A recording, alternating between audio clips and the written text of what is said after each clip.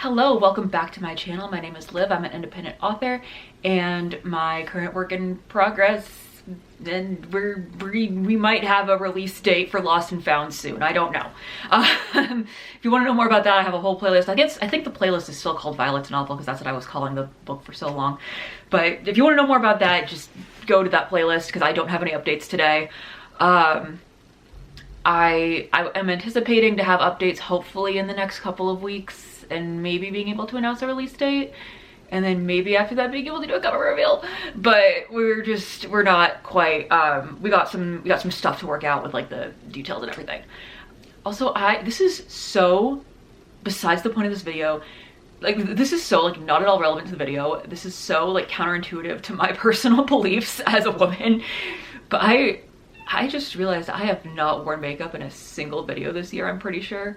Like since 2026 started, I feel like I have not put on makeup for a single video, and I genuinely was gonna do it today, and I was just like, I had to wear makeup yesterday because it was like a dress up day at work and I wanted to be fancy. And then I've been on a cross stitch hyperfixation this week, so I'm like, the less colored things that touch my hands that then touch a white canvas or thread, the better.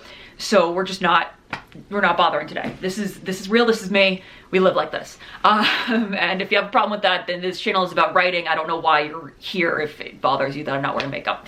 All right, so I'm going to talk about writer's block today. And there's two, that's four fingers. There's two types of writer's block that I experience. The first is just straight up not having time to write. It's like I could write if I had the time to sit down and do it, but there are so many other things that I either have to do, or currently my cross stitch hyperfixation, where it's like I can't really do both at the same time because I'm not a text to speech girly. Have never been, have never will be, have never. Hi. But yeah, just, you know, that's the kind that I kind of like just have to ride out. Like I have to wait for either my hyperfixation to calm down or for my hyperfixation to switch to writing, because when I get on a writing hyperfixation, I will crank out like 30,000 words in a night, and then like not touch it for a week, but it's fine. I just have to wait for it to like just have to wait. Or if I physically don't have time because I have like, I am a teacher and I do an extracurricular activity. I'm an advisor for an extracurricular, I'm one of the advisors for an extracurricular activity. So like if that is taking up like all of my week, as it does once in a while, then I do not have time to sit and write. That's not really writer's block though, that's just not having time. Like actual writer's block is when like I have the time to write and I want to write, but I just can't. And there will be times where it's like I will have the whole day off and I will have no responsibilities. I'll have already cleaned my apartment. I'll have been caught up on grading. I don't have any plans with my friends that day. And I'll just sit and be staring at my screen and be like, I do not know what words are anymore. And so that is frustrating when it happens. And sometimes there's a couple key ways that I go about. Why am I kicking my tripod? There are a couple key ways that I go about addressing that or trying to solve that. The first is sometimes I am just at a point in the book where I do not know what I want to happen between this and the next major thing that I have planned. And I know they say, like, I know common advice is to never write out of order, but I will do it because I'll be like, I don't know what I want to happen between this and the next major plot point, but I have that major plot point so vividly in my head, so I'm going to write it, and then I will go back and connect the dots. And that's a really satisfying experience when I'm able to go back and connect two scenes that I had previously written. And it's not always like instantly like, okay, now that I wrote the exciting scene, I could go back and write what goes between it. It might be like a month later, I open the document and I'm like, oh yeah, that's right, I need to write what happens between here and here. And I'll do it, and it's just very satisfying. So, you know, yeah, advice is to never write out of order, but for me, the way my brain works, I gotta do it sometimes. Sometimes I'll even write scenes for entirely like next books in the series before I've even finished like the first book in the series. Like I have scenes, like for University Story, I had scenes in the final, like the third book fully written before like the first scene of the companion novel was written. So, you know, like that's that before Violet's novel, before Lost and Found was even finished, because that was just the scene that was in my head that I had to write. So, so I will do that. I'm not saying it is always, like, I'm not saying it will always work. But one rule that I do give myself when doing that is I am not allowed to write the series finale out of order. Now, I don't know when I started this, because there were definitely times where like I had written the finale to either, if it was a standalone book, the final scene, or if it was a series, like the final scene of the final book. Like there were times that I had done that. So I don't know exactly when I started imposing this rule on myself, but I do remember for the project that I hypothetically am going to focus on after University Story, I remember I was writing the final scene and I was like, wait a second, I don't want to write the final scene of the book out of order. Cause like I want me finishing writing a series, like me closing the door on that universe, I want that to be a full circle, like closure feeling that happens as I am writing that final scene. Like I don't want to have that written out of order. I can have it planned in my head for years, but I am not physically writing it until that is the last thing I write for that series or that standalone novel. And that's just because, like, for me to feel like I have closure from that universe, that I feel like that has to be the last scene that I write. Like, I don't know how to explain it other than that. Something else I will do sometimes is I have a playlist for each of my books. They're all on private, except I have Saving Summer public right now, just because, and that's not even like my Saving Summer playlist, that's the official canon Saving Summer playlist that I like published for y'all, not the one that I used while I was writing the book. I mean, there's definitely overlap in songs, but like I filtered out only the ones that I wanted to put on that public playlist, like not like the whole like soundtrack that I had in my head the whole time I was writing it.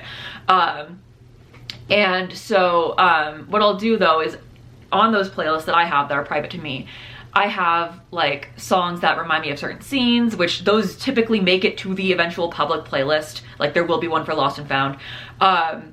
But I'll have songs that remind me of certain scenes. I'll have songs that like just create a certain mood. And what I will do is I'll go into that playlist and I will hit shuffle and I will write whatever scene it lands on. And if it's a scene I've already written, maybe I'll go back and edit it, which I'll talk about that in a second. Or sometimes I'll just skip to a song that goes with a scene I haven't written yet and write that one. And that doesn't always work. Sometimes I'll just be sitting there going, okay, skip. I don't want to write that, skip. I don't want to write that, skip. Like it's not always a cure-all, but it is a method that I use sometimes. And I will say the scenes that I write when I do that method, I almost always have to go back and fully flesh out later, because I'm just trying to get out like some baseline thing that's like, this is how I'm envisioning it, and I will go back and add more sensory details, and I will go back and add more dialogue. I need to get like the base points of this scene out. And you know, obviously the song will end before I finish writing the scene. Like it's just, my brain does not work as fast as a song. So, you know, like I'll pause the music. Like I won't let it go to the next song yet, but I'll like pause the music and like work on the scene as long as I feel like, and then move on to the next thing. And sometimes they are wildly out of order when I do it that way, and it's very messy and chaotic, and I don't do it often. I think more so in college I would do it that way.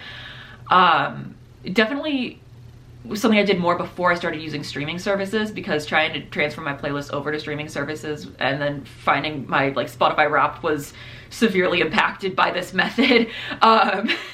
Not really something that I enjoyed, but like wasn't really something I wanted to, I don't know, it didn't really hit the same at that point. So I'll still do it sometimes, but it's like I was a lot more into it like before I started using streaming so heavily.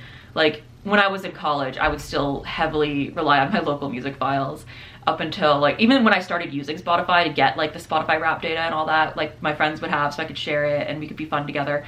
I would still heavily rely on my local files. And it wasn't until like after I graduated college that I said, okay, I'm gonna move all my local files playlists over to Spotify. I'm gonna take the time and do that, because I had like nothing to do that summer between school ending and my first teaching job starting. But that was a little bit beside the point. Okay, yeah, if all else fails, I will go back and edit. Like if I don't know what I want to write next, I will either start from the beginning and just read through it and find things I want to change, or I will go to a certain scene that's been on my mind and reread that and edit that. Because the thing is, if I reread my own writing, I will almost always find something I want to add or change, which is why I tend to not touch my books after they're published, because I'm just like, I don't want to find something I want to change. And why it's so hard for me to finish writing something, because it's like, yeah, I'll be proofreading and I'll be like, ooh, actually, what if I did this? And it's just, it's a whole thing. But yeah, if all else fails, I will go back and edit. And sometimes, not often, but sometimes when I'm doing that edit, I will hit that spark of inspiration. I'll be like, I know what I want to happen next, and then I'll go write what I want to happen next. Or I know what I want to happen, like, several plot points down the line, but I'm gonna write it anyway because it's between this and the final scene, so I can do that. But yeah, those are the main ways I deal with writer's block. I know this video was kind of short, and I'm sorry if this video felt a little bit rushed. Basically, I'm like, I want to talk about Lost and Found, but I don't have any updates about it. I know my last video, the one I put up last week talking about just my autistic experience, I know that got, I know y'all seem to really like that one, so I'm wondering if maybe sometimes if I don't have anything writing related to talk about, that could be, like, if I don't feel like I have anything constructively writing related to talk about, that could be something I do, is just talk about the autistic experience, and y'all will enjoy that too. Because this, I say this is a writing channel, but it's my channel. I can put whatever I want on here. I'm just trying to focus on writing to build my brand as an author, but you know, I write autistic characters, so I can build my brand as a person with autism too. But yeah, if you have any experiences you want me to talk about more, like there's a couple story times that I've been thinking about doing in relation to that, but I haven't decided if I want to actually do them yet or not. But either way, thank you for watching. If there's anything writing related you would like me to talk more about, feel free to leave a suggestion in the comments. If there's anything related to having autism that you want to hear about, feel free to leave that in the comments. Is there anything else not related to either of those things that you want me to talk about? The only things I won't like really go in depth about on this channel is like my like current personal life, because one, it involves people who have asked to not be shared on this channel because they don't want a digital footprint, and it's just, I don't like to make my private life public as it's happening, you know, like I'll tell a story about things that happened years ago, but like I was very much into making my private life public as a teenager with social media, and that's not really how I want to live my life right now. So so that's not something I'm going to talk about. And then I'm not going to talk in depth about my teaching career, and like I'll talk about like maybe like I could talk about books that I teach. I could talk about you know, my experience in college to become a teacher. But if it's going to involve like details about people who are still minors, I'm not gonna get into it. If it's gonna involve giving away where I work, like if it's gonna involve like the details that are specific to my workplace or specific to the extracurricular activity that I run, or help run, we're not getting into that. And that's just not only because like, one, I don't speak for that school, that district, anything like that. Like I don't want any lines blurring there. And I don't want, I know there's weird people on the internet. I don't know if I'm popular enough to attract any of them, but I don't want people like figuring out stuff about my students or my past students who are still minors from my channel. That's just not something I'm here for. I have a what's in my teacher bag video that I have that's like in my bonus content secret playlist. But like I'm not going to talk in detail about like my current job, or even my previous job, because that was still very recently that I worked there. Just not going to get into a lot of details about that. But anything else you would like me to talk about, if that makes sense. Yeah. Feel free to leave suggestions, and I will see y'all hopefully next week, possibly with a Lost and Found update. We'll see. It might be story time. I don't know. I will see y'all next time I give a video. Bye.